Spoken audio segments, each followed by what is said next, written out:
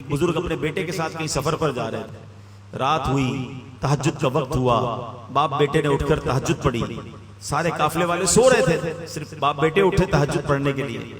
تو بیٹا والد صاحب سے کہتا ہے ابا جان یہ کیسے لوگ ہیں، سارے سو رہے ہیں، کوئی نہیں اٹھا تہجد پڑھنے کے لیے۔ تو بیٹا والد صاحب کہتے ہیں بیٹا تو بھی سویا رہتا تو ہی ٹھیک تھا۔ بات بڑی پتے کی ہے، تہجد پڑھ کر اگر دوسروں کو حقیر جاننا ہے تو بہتر تھا تو بھی نہ پڑھتا تہجد۔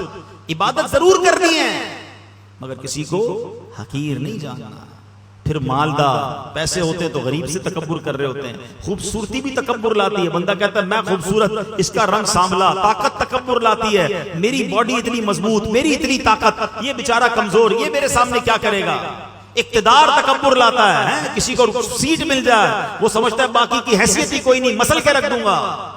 یہ اقتدار پر، دولت پر، خوبصورتی پر، طاقت پر تکبر کرنے والوں کبھی اترانا نہیں، رب جب چاہے یہ سب واپس لے سکتا۔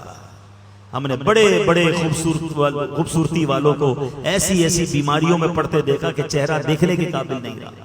بڑے بڑے طاقتور پہلوانوں کو بستر پر پڑتے دیکھا کہ اپنے پیروں پہ کھڑے نہیں ہو سکتے۔ بڑے بڑے مالداروں کو راتوں رات کنگال ہوتے دیکھا ہے۔ بزرگوں سے پوچھو یہ جن کی زندگی گزری انہوں نے دیکھے ہوں گے ایسے کہ زکوٰۃ دینے والا دنوں کے اندر زکوٰۃ لینے والا بن جاتا ہے۔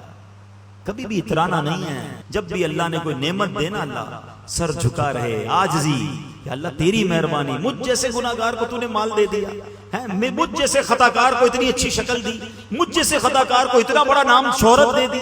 تکبر نہیں کہ دانا خاک میں مل کر گلے گلزار ہوتا ہے، اترانے والا گھمنڈ کرنے والا بربادی ہوتا ہے۔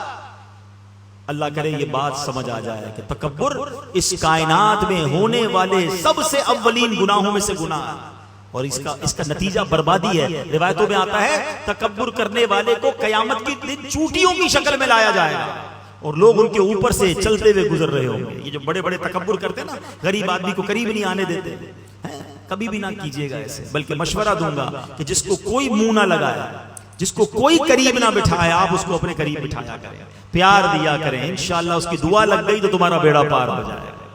ہاں بعض اوقات مسجد کے خادم سے کوئی ہاتھ نہیں ملاتا، ہمارے دفتر میں کوئی چوکیدار ہو جو بیچارہ سب کا دروازہ کھول رہا ہے، اس کو سلام ہی نہیں کرتا، رک جائیں پہلے اس کو سلام کریں، مسجد کے خادم کو کبھی سینے لگا لیں۔